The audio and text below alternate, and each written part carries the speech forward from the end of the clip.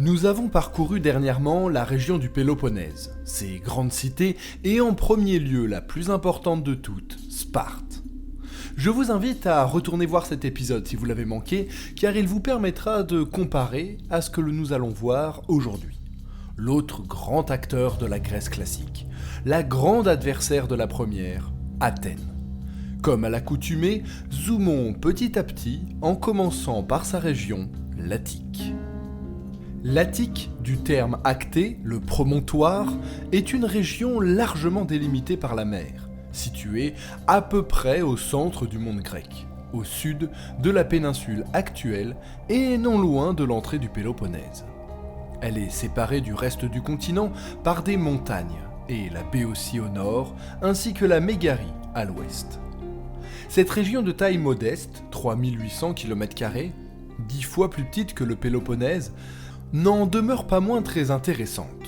Son potentiel agricole est bien existant, mais la production de nourriture est très nettement insuffisante pour sa population. Elle a du mal à se développer dans les maigres plaines qui sillonnent la région. Ses habitants profitent donc des contreforts les entourant pour développer la culture d'olives et de vignes. Enfin, la véritable richesse de la région vient de ses montagnes et de leur sous-sol. Le Pentélique pour le marbre, l'Hymette et le Laurion pour le plomb argentifère, le reste pour la poterie. La région de taille modeste possède une très forte densité de sanctuaires de toutes sortes, dédiés à tout le panthéon des dieux grecs ou aux héros des batailles de Marathon et Salamine. Il est assez maladroit de vouloir comparer l'Attique au Péloponnèse, qui est plutôt une péninsule entière, un ensemble de régions. L'Attique s'apparente en réalité plutôt à Lacédémone, la région de Sparte. Toute la région de l'Attique est sous contrôle direct athénien. C'est le territoire de la cité d'Athènes. Et l'histoire de l'Attique se confond avec celle d'Athènes. Comment parler de la Grèce antique sans parler d'Athènes, cité indissociable de l'image populaire de la Grèce antique, le pôle culturel qui nous a laissé le plus de traces archéologiques et écrites.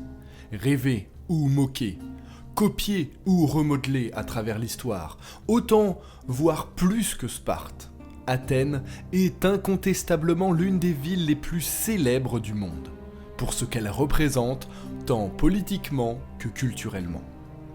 La plaine athénienne est loin d'être un habitat parfait pour s'établir. Elle n'a attiré les hommes qu'à la dernière période du néolithique, vers 5300 à 4300 avant notre ère. La cité d'Athènes se serait d'abord implantée sur la colline de l'Acropole, haute de 80 mètres et distante d'une dizaine de kilomètres de la mer. Alors, pourquoi pas directement au bord de la mer ? Eh bien, ce serait pour se protéger des pirates en premier lieu. Entre 1500 et 1000 avant notre ère, la cité fait partie de l'empire mycénien. C'est plus tard que nous retrouvons le culte d'Athéna et la période de création des mythes fondateurs. Cécrops arbitre la dispute Athéna-Poséidon pour la possession de l'Attique. Athéna est finalement choisie, mais son oncle Poséidon reste l'autre grande divinité de la région. D'après les légendes, c'est le mythique Thésée, celui du labyrinthe, qui aurait été à l'origine de l'unification de l'Attique vers 700 avant notre ère. Les Athéniens considèrent également que c'est Thésée qui, en tuant le Minotaure, fut le libérateur de leur cité vis-à-vis de la domination des Crétois. Il en fait ainsi l'unificateur de l'Attique. C'est à cette période que l'Acropole gagne son titre de terre sacrée, réservée au culte, et que la ville commence à s'étendre autour. Pendant des siècles, la cité, qui grandit doucement, est dominée par les grandes familles de propriétaires fonciers. Avec la multiplication du nombre d'artisans, de commerçants et de petits agriculteurs qui s'endettent et sont même parfois réduits en quasi-esclavage par ces aristocrates, une révolution sociale et politique s'amorce. Elle conduira à la démocratie. Ces grands bouleversements politiques, au même titre que les grands drames comme la destruction de la ville par les Perses en 480 avant notre ère, ont des impacts majeurs sur la ville, qui change de visage et profite de ces nombreux nouveaux départs pour se moderniser à travers des plans d'urbanisme ambitieux. Nous allons évidemment nous attarder sur le système politique athénien. Mais avant de savoir comment le peuple est gouverné, il nous faut explorer de qui il est composé. L'Attique est assez densément peuplée. Durant la période de la guerre du Péloponnèse, on compterait jusqu'à 20 000 à 30 000 citoyens, auxquels il faudrait ajouter 70 000 femmes et enfants de citoyens. Le corps de citoyens cohabite avec les métèques, c'est-à-dire tous ceux qui, grecs ou barbares, n'appartiennent pas à la communauté civique. Ils seraient 12 000 à 50 000, dont 5 000 à 15 000 hommes adultes. Le mot lui-même, métèque, a en grec un sens bien précis. C'est celui qui habite avec, qui habite au milieu, parmi. Il se trouve soumis à un certain nombre d'obligations et en même temps bénéficie de certains avantages par rapport à l'étranger de passage. La protection d'un tuteur, représentant légal attestant de sa qualité, lui permet de résider dans la cité, d'exercer la plupart des activités et d'avoir accès à la justice en cas de besoin. Comme les citoyens, les métèques combattent pour la défense de la cité. Comme eux, ils paient les impôts dus par les citoyens de fortune équivalente. Comme eux, ils participent à la plupart des fêtes religieuses. Cependant, les métèques, hommes comme femmes, sont astreints au paiement d'une taxe, modeste mais supplémentaire, de résidence. La levée de cette taxe permet à la cité de tenir une liste précise des résidents étrangers et d'avoir un revenu assez régulier. La plupart résident dans le port du Pirée ou dans la ville même d'Athènes, beaucoup moins dans les campagnes environnantes. Mais il importe de se débarrasser de toute idée préconçue quant à ces derniers. Ce n'était ni une riche bourgeoisie de banquiers et de grands commerçants, ni non plus un misérable prolétariat.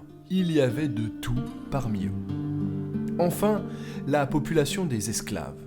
Elle représente, comme à Sparte, une très forte proportion de la population. On compte entre 200 000 à 250 000 esclaves au sein de la cité. Pour ce qui est de la répartition, il est tout à fait vraisemblable de penser qu'il y a beaucoup plus d'hommes que de femmes et d'enfants dans la population servile. Il est difficile de définir la place des esclaves au sein de la communauté athénienne. Même s'ils ont des mots d'une extrême dureté pour ceux que l'on désigne comme outils animés, serviteurs ou même hommes à pattes, les Athéniens n'ont jamais perdu de vue qu'il s'agissait d'êtres humains et que leurs conditions pouvaient devenir celles de n'importe lequel d'entre eux à la suite d'une guerre ou d'un rapt de pirates. Vous vous posez peut-être une autre question. Comment un tel rassemblement d'esclaves, beaucoup plus nombreux que leurs maîtres, a-t-il pas pu devenir une menace ? On observe peu de révoltes massives en leur sein. Ce groupe social est trop disparate par ses origines comme par ses conditions de vie. De plus, il est fort à parier que, mis à part dans les mines, les esclaves sont légèrement mieux traités que les ilotes de Sparte. La condition de l'esclave est en plus de ça pas figée. Il peut espérer une amélioration de son sort. S'il est libéré, il change alors de statut. Dans certains cas exceptionnels, il peut même devenir citoyen.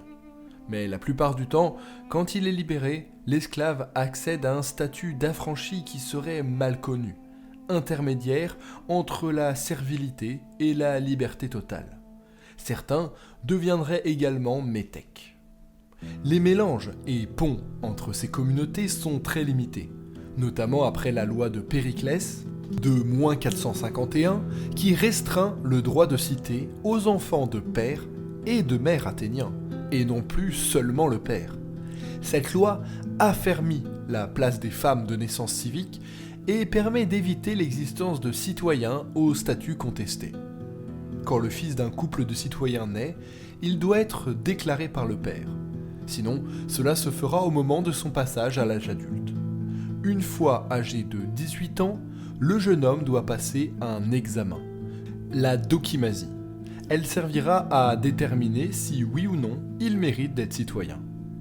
L'écart entre l'homme libre et l'esclave est lui aussi élargi symboliquement. Ces derniers n'ont par exemple pas le droit de participer aux activités gymniques et ne peuvent avoir de relations amoureuses avec les jeunes citoyens. Bon, Nous avons une bonne image du peuple athénien.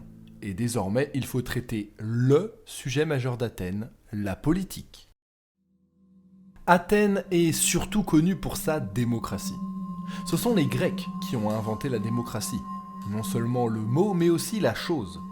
Et ce sont eux aussi qui, les premiers, se sont interrogés sur les fondements et la légitimité du pouvoir populaire.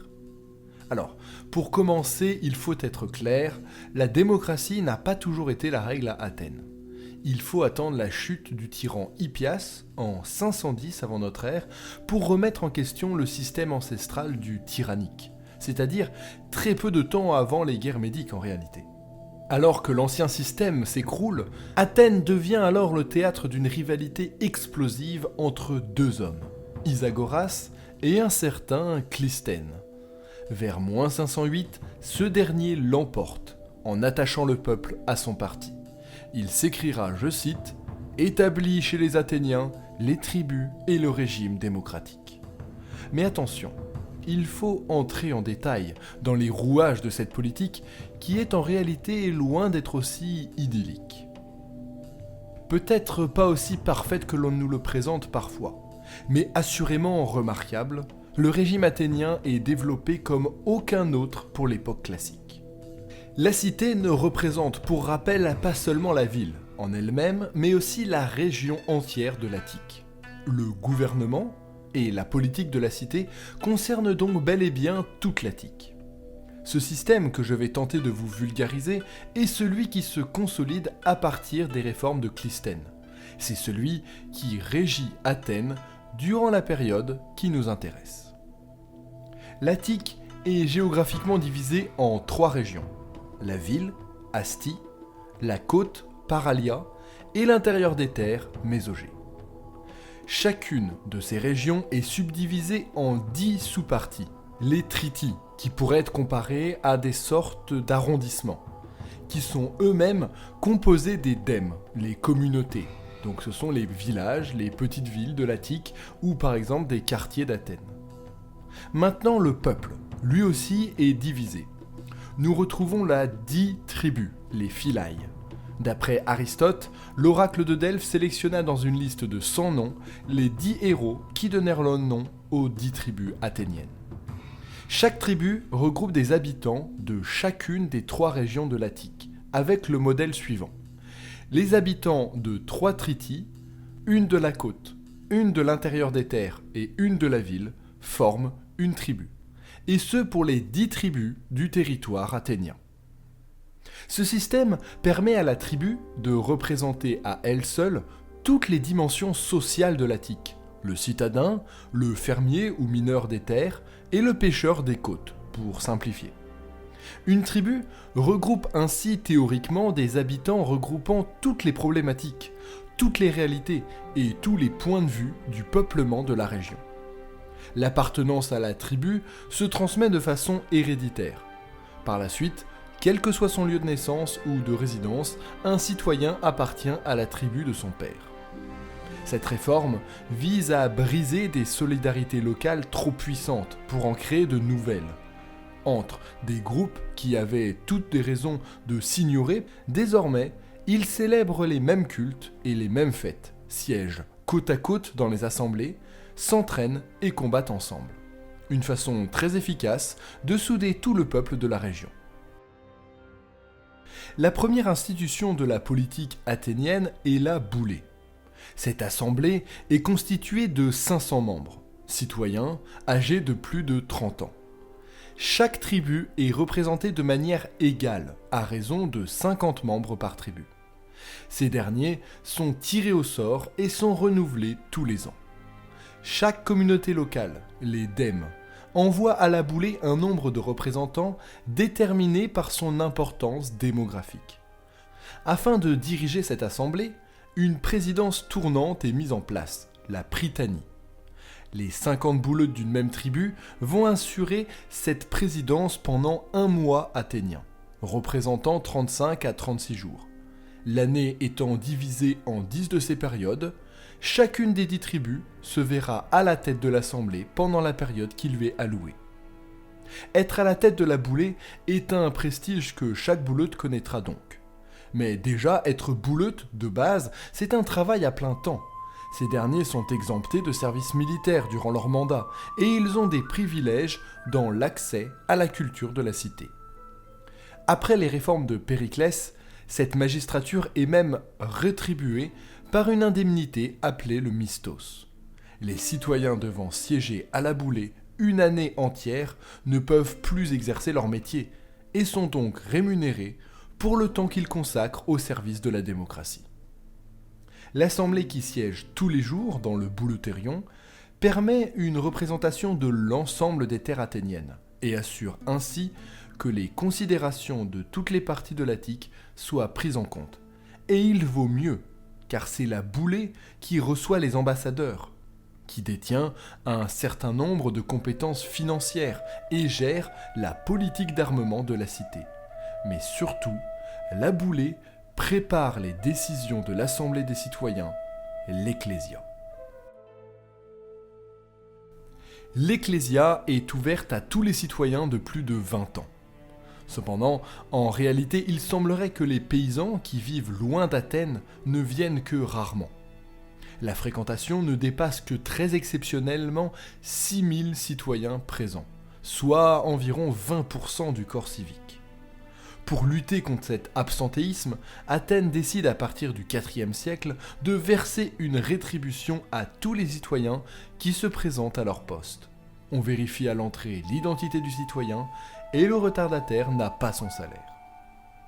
L'assemblée se réunit historiquement à la Pnyx, puis dans le théâtre de Dionysos, 4 fois durant chacune des 10 prytanies formant l'année, soit environ 40 fois par an.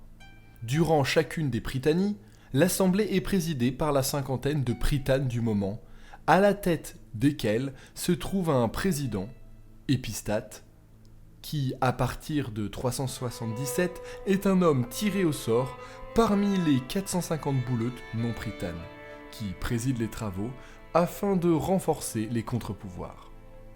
Sous la surveillance des archers scythes, esclaves de l'État, la séance débute toujours par une cérémonie de purification et une prière. L'Assemblée gère ensuite les affaires étrangères. Puis, l'épistate lit les projets de loi à l'ordre du jour, puis laisse la parole à tout citoyen qui le désire. Ce dernier monte alors à la tribune, et on le coiffe d'une couronne de myrte qui rend sa personne sacrée. Une fois que tous ceux qui le voulaient se sont exprimés, le président fait voter l'Assemblée à main levée. Il est courant, lorsque le sujet du jour est très important pour la vie de la cité, que les débats durent toute la journée. Les citoyens viennent alors avec un sac de victuailles en prévision de longues séances. À noter, chaque citoyen peut entretenir l'Assemblée de questions privées s'il le souhaite. Chaque tendance politique a bien souvent ses orateurs attitrés, qui utilisent leur popularité et leur art oratoire pour briller. Parfois, n'ayant pourtant aucune magistrature, ils dirigent clairement la vie politique en influençant l'Assemblée. Nous pouvons citer par exemple Démosthène, qui dirige quasiment toute la politique extérieure athénienne durant la seconde moitié du IVe siècle. L'Ecclésia n'est pas une institution secondaire, elle a un pouvoir très étendu, législatif bien sûr, mais aussi délibératif et judiciaire.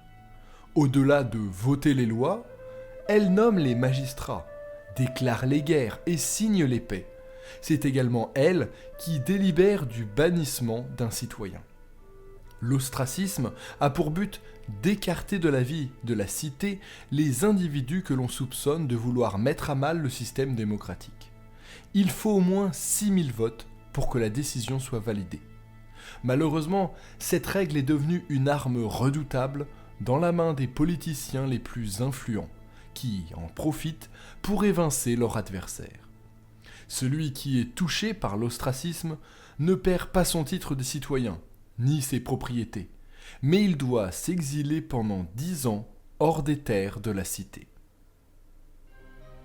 Aux côtés de ces deux assemblées, les Athéniens ont instauré des collèges de magistrats. Nous avons les fameux 10 stratèges, élus par l'Ecclésia parmi les 10 tribus. Ils sont à la proue du système politique. Ils représentent en réalité l'exécutif. Ce sont les commandants de l'armée. Ils se doivent de posséder à la fois une expérience en temps de guerre et une expertise dans les rapports diplomatiques pour être un parfait candidat. Mais les réalités sont bien différentes. Les stratèges sont très souvent avant tout des hommes politiques, et leur expérience militaire peut se révéler plus que bancale. Ils utilisent alors de leur influence pour orienter la stratégie diplomatique et politique de la cité. Si un stratège meurt ou est démis de ses fonctions, une élection partielle peut avoir lieu pour le remplacer. Pour continuer avec les magistrats, nous avons également 10 membres, représentant chaque tribu, qui tiennent les tribunaux. Ces derniers sont, souvenez-vous de la vidéo de la justice, tirés au sort le matin même d'un jugement afin d'éviter leur corruption. C'est ce que l'on appelle l'ailier. Nous avons aussi 9 archontes, des magistrats rattachés à des fonctions symboliques, qui sont tirés au sort parmi la masse des citoyens. Ils sont sous le contrôle et la surveillance de la boulée. Je peux nommer l'archonte roi, l'héritier des pouvoirs des anciens monarques, l'archonte éponyme, qui donne son nom à l'année en cours, l'archonte polémarque, qui est responsable de la guerre et des étrangers. Et nous avons aussi 6 archontes thémostètes, qui vérifient la moralité et la légitimité durant la dokimasie, l'examen préalable que devait subir chaque nouveau magistrat. Car oui, il y a un nombre de magistrats spécialisés encore plus important. Finance, surveillance des marchés, émission de la monnaie, contrôle des poids et mesures, fonctionnement de la justice.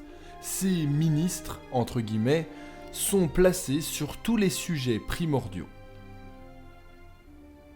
Alors on le voit, certains magistrats sont élus pour leurs compétences, mais certaines fonctions sont liées à un tirage au sort.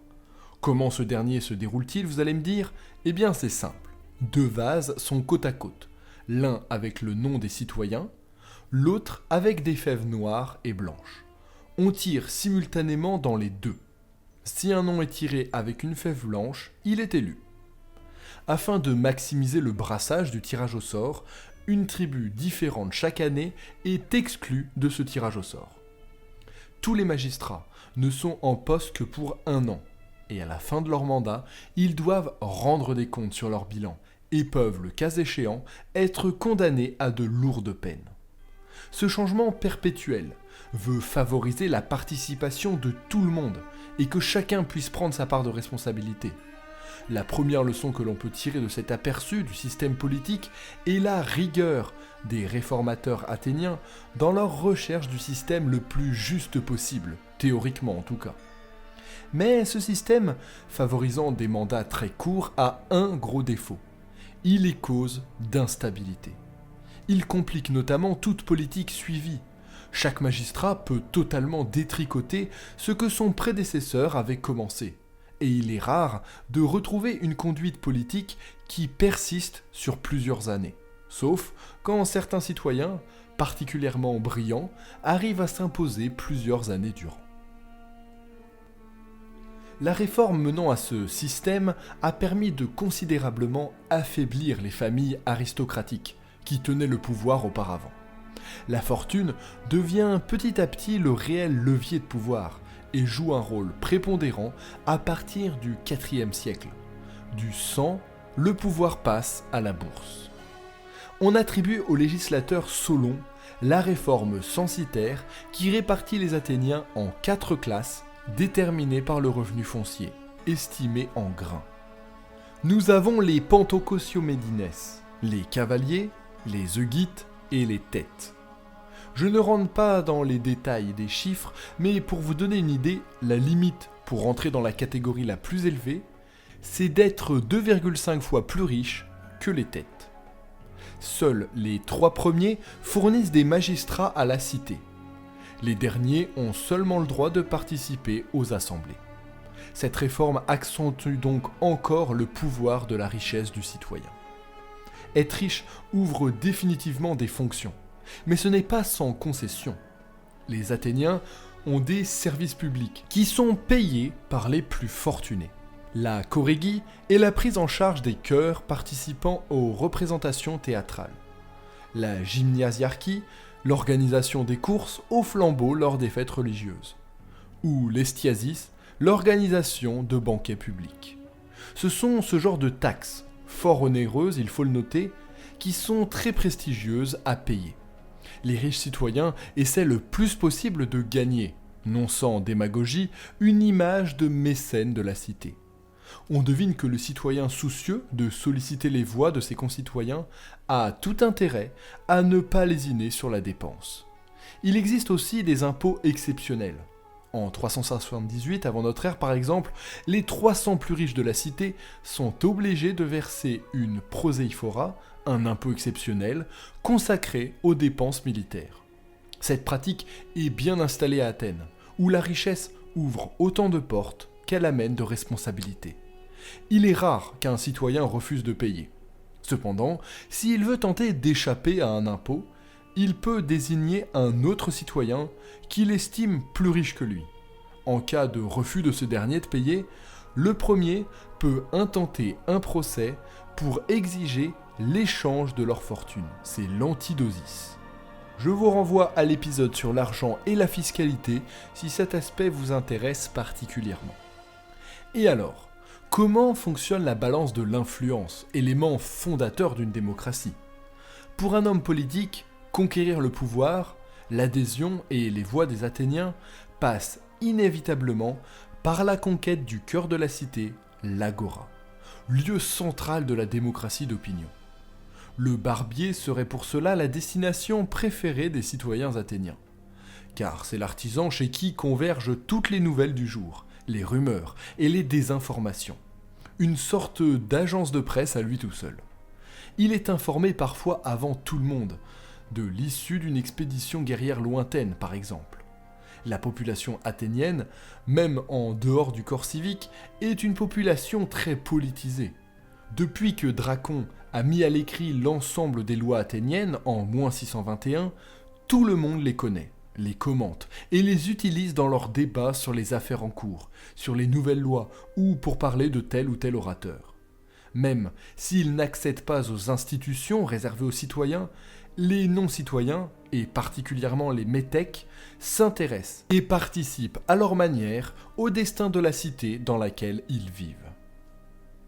La question de la compétence également, c'est intéressante. La compétence des citoyens à participer aux décisions politiques, c'est un véritable enjeu. La souveraineté populaire s'exerce de façon absolue pour tout ce qui concerne la politique proprement dite, les lois et la politique extérieure. Cependant, lorsqu'il s'agit de prendre une décision à caractère technique, l'urbanisme, la fiscalité ou la construction de navires par exemple, les citoyens ne sont appelés à se prononcer qu'après consultation de spécialistes compétents. Très bien. Je pense que nous avons un beau premier tour de la politique, élément fondamental d'Athènes. Mais d'autres sujets impactant la vie quotidienne de ses habitants méritent de s'attarder. Nous avons parlé il y a quelques semaines du quotidien des femmes dans l'ancienne Sparte, qui ont vraisemblablement une liberté plus large que leurs semblables. Au contraire, les femmes vivant à Athènes ont, selon le regard répandu, une vie beaucoup plus cloîtrée. Les hommes occupent si bien le terrain par le texte et par l'image, ils ont si bien réussi à exclure leurs compagnes de la plupart des champs de la vie politique, sociale ou intellectuelle, que l'on a du mal à imaginer une femme épanouie dans ce milieu. Un long et violent débat a opposé les historiens sur la place des femmes dans la société grecque, et athénienne particulièrement. Nous en avons déjà pas mal parlé dans la vidéo traitant de la famille, mais je vais rappeler l'essentiel ici. La femme grecque idéale, pour les hommes, quel que soit leur propre statut social, est une recluse. La femme honnête, c'est celle que l'on ne voit pas, que l'on ne nomme pas, qui sort le moins possible de chez elle ou juste pour remplir ses obligations religieuses et familiales. Mais entre l'idéal et la réalité, le fossé s'élargit, d'autant plus lorsque l'on appartient à un milieu défavorisé. En effet, l'épouse du riche athénien peut rester chez elle, tandis qu'esclaves et servantes cultivent la terre, font le marché, assurent le contact avec l'extérieur. Mais il n'en va pas de même pour les femmes de paysans, qui aident aux travaux des champs, pour les femmes d'artisans, qui tiennent l'étal, et ainsi de suite. Cette réalité est d'autant plus documentée dans le cas d'Athènes. Pour ce qui est de l'éducation des jeunes enfants, autre sujet majeur abordé dans le cas de Sparte, nous en avons déjà suffisamment parlé dans les épisodes sur la famille, le sport, la musique ou même l'armée. En revanche, le cas de l'esclavage demande lui un petit moment. Le cas spécifique des Zelotes ne s'applique pas à la société athénienne. Et on peut se demander comment le phénomène esclavagiste s'accorde avec la démocratie. Athènes correspond au modèle de la société esclavagiste. Le poids démographique de la population esclave y est considérable. Les marchés d'esclaves assurent, bien davantage que la simple reproduction démographique, le renouvellement continu de la population servile. Leur approvisionnement repose à la fois sur la traite avec les populations situées à l'étranger, les Scythes, les Thraces, les Phrygiens, mais aussi sur le marché interne au monde des cités qui sont régulièrement alimentés par la guerre. Les esclaves sont présents dans tous les rouages économiques de la cité, jusque dans l'administration publique. La grande différence avec les sociétés esclavagistes, que nous retrouverons plus tard dans l'histoire, c'est que les esclaves sont bien privés de tout droit politique, mais aucune activité économique ne leur est interdite en raison de leur statut. Plus encore, dans la plupart des espaces de travail, libres et esclaves se côtoient et accomplissent bien souvent des tâches similaires. L'esclavage est en réalité surtout présenté comme une condition nécessaire à l'exercice de la vie politique par le plus grand nombre de citoyens. On le voit, cette communauté est extrêmement bien organisée, et en plus de ça, elle est fière d'elle-même. À Athènes, la coutume veut qu'au cours de l'hiver, des funérailles officielles soient organisées pour les morts de la guerre. Au cours de la cérémonie, un grand discours est prononcé par un citoyen, désigné à cet effet. C'est en général l'occasion de glorifier la cité et ses habitants. Car, peut-être encore plus que les Spartiates, les habitants sont très fiers de leur appartenance à la communauté.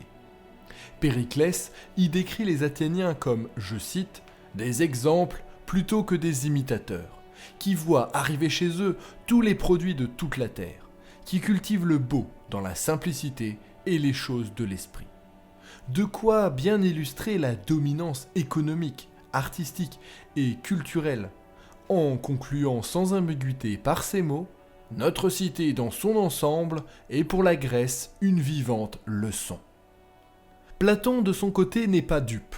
La fierté d'être athénien se nourrit surtout de la honte d'être spartiate, voire, pour les autres Grecs, de ne pas être athéniens. Cette exaltation de l'identité athénienne à laquelle se livre Périclès, et qui est en réalité récurrente dans le discours politique de la cité, sert d'abord à convaincre ses citoyens de poursuivre la guerre. La cité est plus que toute dans une recherche d'hégémonie. Alors, depuis de longues minutes, on parle politique intérieure et extérieure.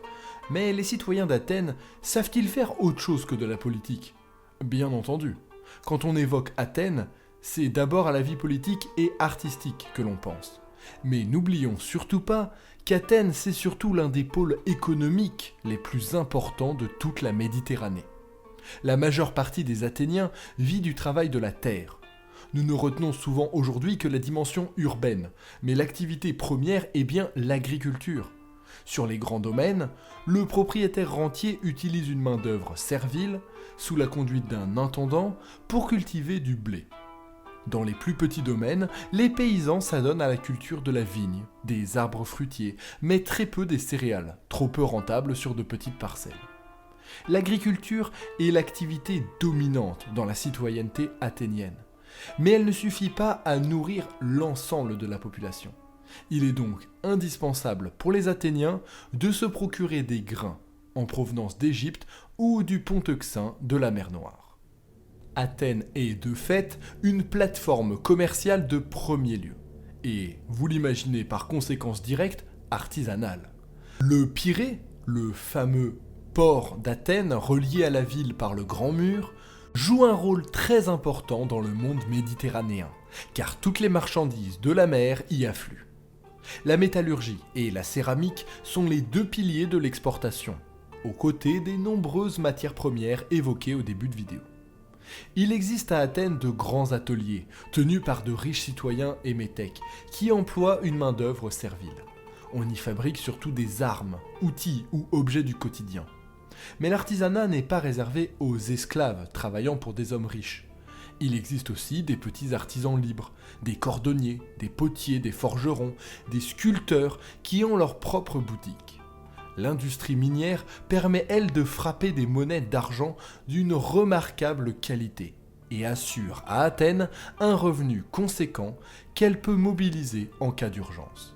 Les mines du Laurion, dont nous avons déjà longuement parlé, sont l'exemple le plus frappant. La ville est aussi connue pour son architecture impressionnante. Et tout ça, il faut le construire.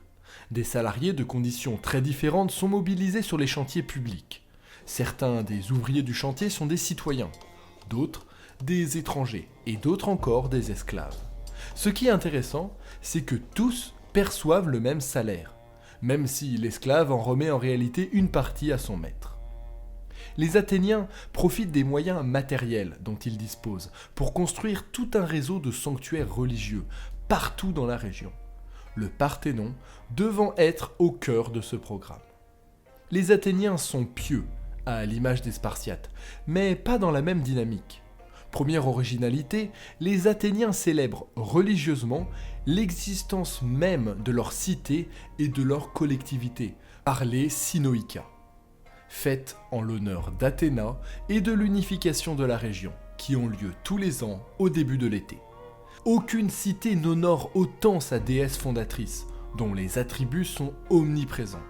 Guerrière et offensive, Athéna incarne en effet l'identité de la cité, et ses attributs, la chouette et l'olivier, deviennent les symboles d'Athènes. Les Panathénées sont pratiqués dans la foulée des Synoïkiens. La procession, la Pompée, part du Pompéion, au cœur de la ville, et parvient jusqu'à l'Acropole. Toute la ville bouillonne à cette occasion. Cette cérémonie est devenue l'occasion de célébrer l'histoire de la démocratie athénienne, car il faut le noter, l'assassinat d'Hipparque, le frère du dernier tyran, Hippias, a eu lieu lors de cette cérémonie. Ces cérémonies sont si grandioses, notamment tous les 4 ans où les Athéniens mettent particulièrement le paquet, qu'elles attirent des visiteurs venus de tout le monde grec. La mobilisation de la population pour les autres célébrations plus religieuses est très inégale. Certaines célébrations ne revêtent même qu'une importance locale et sont surtout l'affaire des prêtres. Mais les Synoïkiens et les Panathénées sont extrêmement suivis. Comme dit précédemment, le Parthénon, construit entre 447 et 438 avant notre ère, puis agrémenté au fil des années, est le centre névralgique de la vie religieuse de la cité. Il faut noter la qualité de construction et le goût du grandiose qu'ont les Athéniens pour leurs monuments, ce qui tranche avec la vision plus modeste de Sparte. On utilise à Athènes à grande échelle le marbre blanc. On établit des plans tous plus ambitieux les uns que les autres, et je vous épargne les détails du Parthénon, mais allez vous renseigner, sa construction et le résultat final sont véritablement des merveilles d'architecture, de sculpture et de composition. Cet effort de construction inégalé dans toute la Grèce est permis en grande partie par les victoires sur les Perses durant les guerres médiques, et surtout par le tribut prélevé au sein de la Ligue de Délos, la grande alliance d'Athènes. De manière symbolique d'ailleurs, le fruit le plus grandiose de cette récolte pécuniaire, le Parthénon, est utilisé pour garder le trésor athénien. La Ligue de Délos, justement, parlons-en. À l'image de Sparte, qui a sa Ligue du Péloponnèse, Athènes est loin d'être seule et a su construire un véritable empire autour d'elle. Après les guerres médiques qui ont opposé une partie du monde grec aux armées de Darius et Xerxès, on observe une période de polarisation à l'extrême du monde grec, avec deux dynamiques. Athènes, qui monte en puissance rapidement, et Sparte, qui faiblit de son côté. De manière relative, attention, mais qui faiblit tout de même. Le prestige des deux cités est immense aux sorties de la guerre. Athènes plane sur la mémoire de Marathon et Salamine. Sparte sur celle des Thermopyles et le commandement de Platée. Mais un épisode les départage plus que les autres. La bataille du cap Mycale. Nous n'avons pas parlé très longuement de cette dernière bataille lors de notre série sur les guerres médiques. Affrontement ayant lieu en parallèle de Platée, en face de l'île de Samos, elle voit la flotte grecque commandée par le général athénien et un général spartiate débarquer sur la côte et annihiler la flotte perse alors au sec, éloignant définitivement la menace perse du continent européen. Après la bataille, les deux généraux ne réagissent pas du tout de la même façon. Le Spartiate demande aux cités de la côte et les cités insulaires d'abandonner leurs terres pour venir en sécurité en Grèce continentale. C'est la goutte d'eau qui fait déborder le vase. Depuis des mois, il insultait ou insupportait déjà ces derniers, alors que le général athénien prend judicieusement leur parti. Les Spartiates rentrent chez eux, mais les Athéniens restent et durant plusieurs longues années participent à la libération des différentes cités grecques de la côte. En moins 478, les Athéniens rassemblent ces cités grecques récemment libérées à Délos, lieu de culte d'Apollon commun à tous les Ioniens. C'est là-bas que naît une nouvelle alliance militaire, une Symmachia. Les longues guerres médiques ont fait naître un sentiment d'unité grecque inédit, et Athènes devient la cité-mère de ce projet. Cette alliance va en réalité très rapidement prendre les formes d'un empire, un arché, un empire à la botte d'Athènes, immensément plus puissante que les autres membres. La cité place intelligemment des citoyens favorables à sa cause dans les différents régimes démocratiques qu'elle fait naître à la libération des cités. En échange d'un effort financier considérable, les cités plus modestes de l'Asie mineure et de la Méditerranée bénéficient de la protection de la flotte athénienne. Les principaux membres de la Confédération sont les cités grecques ioniennes, celles de l'Hellesponte, de Propontide et la plupart des îles de l'Égée comme Chios, Lesbos et Samos. Les Spartiates sont bien entendu conscients du risque de laisser la cité athénienne prendre autant de puissance à leur insu. Une réunion est même organisée, mais on y décide de ne pas entrer en conflit contre cet empire naissant, pour le moment en tout cas. Le nouvel empire athénien va très vite affirmer sa nouvelle stature. Le dernier point d'appui perse sur le continent est leur première cible. Eion, sur le Strybon, tombe en 476. Les Athéniens montrent également très vite leur intransigeance face aux envies de sécession. Naxos, une grande île de la mer Égée, juste à côté de Délos, se révolte.